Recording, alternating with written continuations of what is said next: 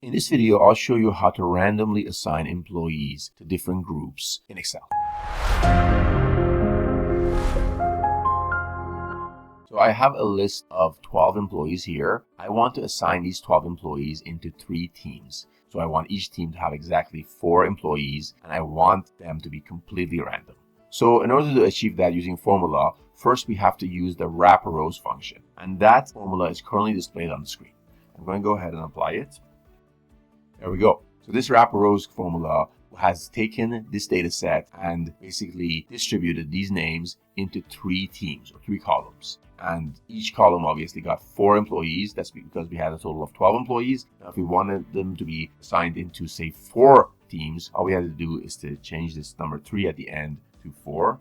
And there we go. Now it's assigned into 4 teams, each team having 3 employees.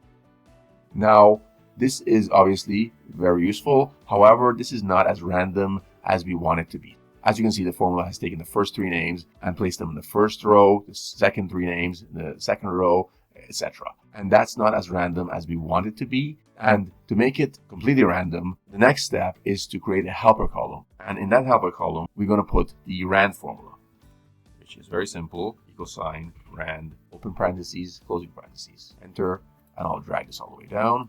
What this RAND formula does is it generates a random number between 0 and 1. And in this method, we assign a random number to each person and then sort the list by those random numbers. So the order of the names becomes randomized. So the next step is creating a filter for this data set. So I go to the ribbon, data, filter. This way, every time I sort this data set, this data gets reshuffled and a random series of names get assigned to each team. All I have to do is to sort this. And by sorting this formula gets refreshed and these names get reshuffled and we get exactly what we want. So very simple approach. All we have to do is use the WRAPROWS formulas and the helper column for the RAND formula. If you want to avoid using a helper column, there's also a second formula you can use that is self-contained and eliminates the need for using the helper column. And that formula is currently displayed on the screen right here. So I'm going to go ahead and apply it.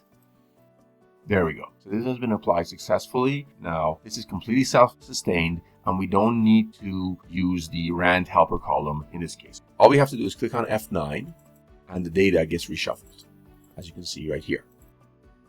As you can see, every time I click on F9, the data gets reshuffled. And that's exactly what we want. And this is completely self-contained. That means it doesn't need the helper column for this to happen.